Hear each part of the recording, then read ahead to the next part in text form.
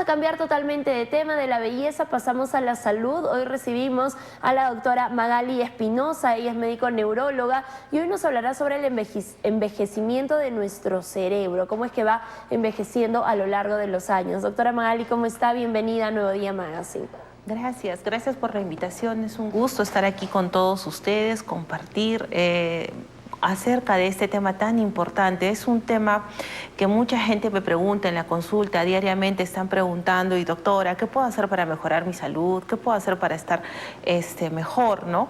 Entonces, son temas básicos. Básicamente, cuando hablamos de envejecimiento cerebral, estamos hablando de una etapa de nuestra vida, aproximadamente después de los 60 años, a finales de los 60 años, empezando los 70, cuando muchas de las personas ya están jubiladas. Entonces, es ahí cuando empieza uno a notar cierto deterioro en nuestras funciones básicas como la memoria, los recuerdos, empezar a no recordar nombres o ser un poco más lentos en nuestras actividades académicas, ¿no?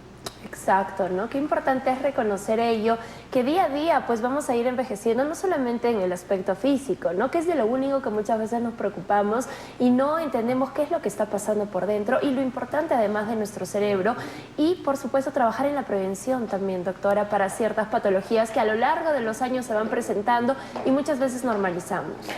Está de moda hoy por hoy tener un estilo de vida más saludable. Este estilo de vida saludable te lleva a tener mejor control de las enfermedades conocidas, de las enfermedades prevenibles, pero muy pocas veces nos enfocamos en qué es lo que puede estar pasando por nuestra cabecita para no perder lo que nos interesa, la capacidad intelectual, nuestra capacidad de memoria, nuestra lucidez durante el día o muchas veces nuestro problema de sueño, ¿no?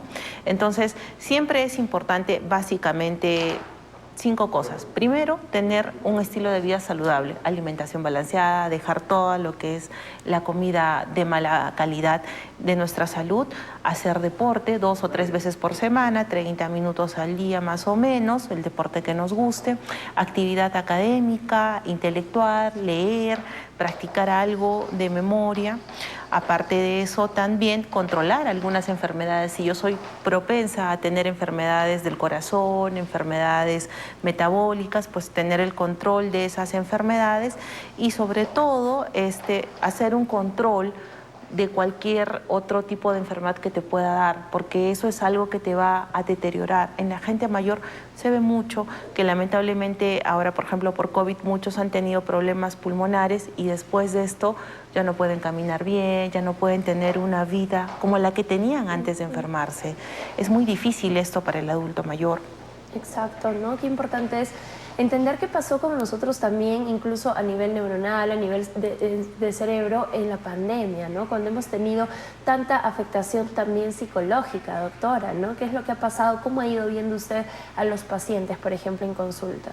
Han ido incrementando las consultas por falta de sueño, por ansiedad, le dicen estoy muy estresada, pero en realidad son trastornos de ansiedad que el paciente viene a manifestar. Finalmente se manifiestan con dolores de cabeza, acuden a la consulta por dolores de cabeza o porque no pueden dormir o porque no pueden dejar de pensar en algo. Se ha incrementado bastante en la consulta diaria este tipo de patologías que se presentan, ¿no? Entonces es importante hacer un buen diagnóstico, un buen control, tener la posibilidad de discernir bien cuál de todas estas patologías es la que nos está llevando a no estar como nosotros quisiéramos. Sí. Hay casos también de gente que sufre de enfermedades crónicas y estas han venido a empeorar a raíz de las infecciones por COVID. Tenemos una población alta de pacientes que tienen problemas convulsivos y que a pesar de tener la medicación adecuada han empezado a tener mayor crisis convulsivas que antes y eso es a raíz de la pandemia. ¿Cuánto nos ha afectado y nos sigue afectando? Muchos pacientes siguen pues arrastrando estos daños.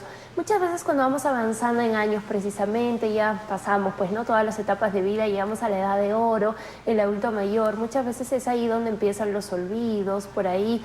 Y generalmente lo normalizamos, ¿no? Creemos de que es normal, es parte de... ¿Qué tan normal es esto, doctora? Es normal en el punto en el que por encima de los 70 años el cerebro empieza a perder masa, hay un proceso genéticamente establecido por el cual uno empieza a perder neuronas, empiezan a morirse de a poquitos y entonces al principio no es notorio. La mayoría de las personas empiezan a darse cuenta de que no recuerdan lo mismo, no tienen la misma capacidad de memoria, la misma capacidad de hablar. Por encima de los 70, los 80 años, cuando ya hay un marcado deterioro de envejecimiento, quiere decir que hay menos cantidad de cerebro. ¿Por qué? Porque ha habido muerte de neuronas, en términos simples. Entonces es ahí cuando recién se dan cuenta la familia que está con nosotros o nosotros mismos como pacientes nos damos cuenta de ese tipo de cosas y es ahí donde tenemos que hacer la consulta para poder ver qué necesitamos, en qué los podemos ayudar. Cada caso es distinto, ningún caso, ningún paciente es igual a otro, pero nosotros podemos ayudarlos. Hay medicación para eso también. Trabajar en la cultura preventiva también, ¿no? Entender de que, bueno, Dios mediante vamos a llegar a esta etapa todos y es importante, como bien lo mencioné al inicio, tener buenos hábitos de vida, la alimentación, los cuidados. Con esta etapa del adulto mayor también vienen mucho las caídas, ¿no? Muchas veces el adulto mayor, por ejemplo, se golpea la cabecita. ¿Esto puede repercutir en algún daño neurológico también? Muchas veces hay fragilidad, ya hay problemas grandes como por ejemplo osteoporosis. Entonces, si yo tengo algún problema que condicione a que mi caída no sea solo una caída, sea algo más estrepitoso, pues sí, porque por ejemplo, si yo me caigo y tengo una hemorragia, entonces la hemorragia es la que está generando todos los síntomas. Entonces sí, necesito una evaluación, pero si yo me caigo y estoy bien y solo es un dolor, y no tengo mayor repercusión, no se ve más, entonces fue solo una caída. Pero no es que todas las caídas nos van a llevar a un deterioro o todas las caídas nos van a generar un daño irreversible. Así es, ¿no? Qué importante es chequearnos, qué importante es no normalizar nada, los buenos hábitos de vida, la alimentación también. A lo largo de nuestra vida, ¿no? Desde que nacemos hasta que partimos, ¿cómo es todo este proceso de envejecimiento cerebral? Genéticamente es un proceso que ya viene establecido por nuestra sangre, por así decirlo, porque uno empieza a tener ciertas características que son de familia. Hay familias longevas, pero hay familias que muy joven empiezan con problemas de memoria. Entonces es una característica genética que empieza poco a poco a manifestarse.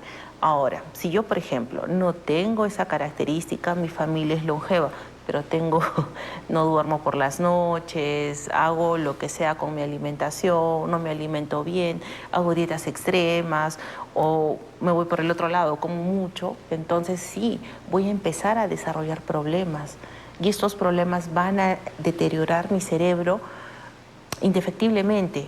Y muchísimas veces estos deterioros son crónicos, estos deterioros no tienen marcha para atrás.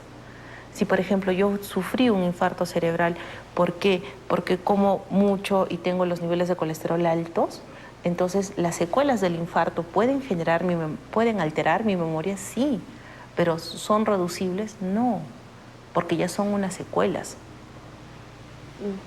Miren qué importante realmente toda esta información, porque tenemos siempre en casa, pues, ¿no? Todas las etapas, tenemos niños, tenemos jóvenes, tenemos adultos mayores. ¿Cuánto daño nos hace la automedicación a nivel cerebral, por ejemplo? Muchas veces para cualquier cosa nos automedicamos, nuestra primera, segunda y tercera opción son las farmacias, ya cuando la cosa salió de nuestro control recién acudimos al médico.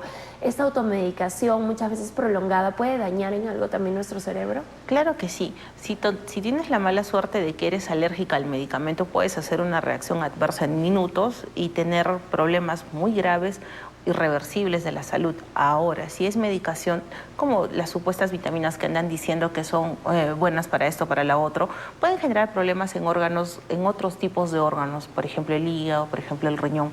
Va a depender del tipo de medicamento que tú estés usando.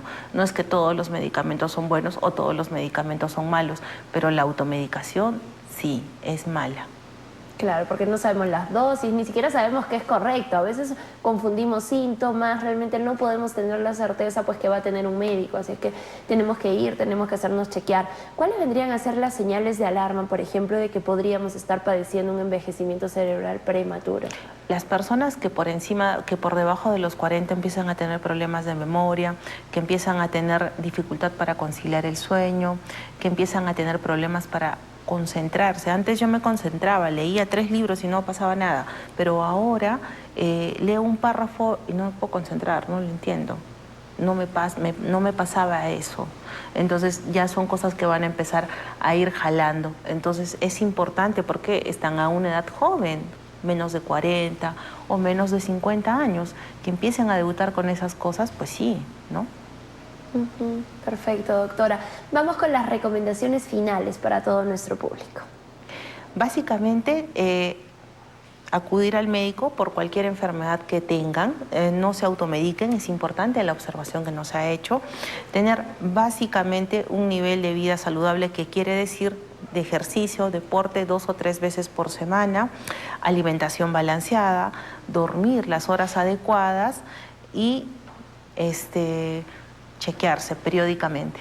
Excelente, buenas recomendaciones que tenemos que tomar en cuenta, amigos. No esperemos, ¿no? Como siempre lo decimos, que vengan los síntomas, que la enfermedad nos encuentren, sino tener nuestro plan de chequeos preventivos también es importantísimo. Muchas veces decimos, ay, por gusto fui, no tengo nada.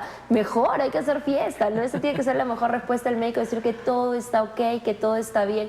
No hay nada más preciado en nuestra vida que la salud. Doctora, y coméntenos para las personas que quieran tener consulta con usted, ¿dónde lo ubicamos? Nosotros somos un centro que se ha especializado en la parte neurológica, nos llamamos Neurosur. Neurosur está ubicado en la Avenida Independencia 976, el teléfono es 953-671-736 para cualquier tipo de citas. Atendemos a pacientes pediátricos, a pacientes adultos, pacientes de neurología y de neurocirugía, así como también realizamos estudios de imágenes. Perfecto, ahí en tu pantalla está apareciendo el número de contacto, así es que ya lo saben, ante cualquier duda, consulta, ahí tenemos múltiples especialidades. Doctora, que tenga una bonita semana. Igualmente, gracias a ti. Gracias por acompañarnos, espero que la tengamos nuevamente por aquí en nuestro espacio médico. Así que ya saben, amigos, a tomar en cuenta todas las recomendaciones. Nos vamos a la pausa, esto es Nuevo Día Más, a las 12, ya volvemos.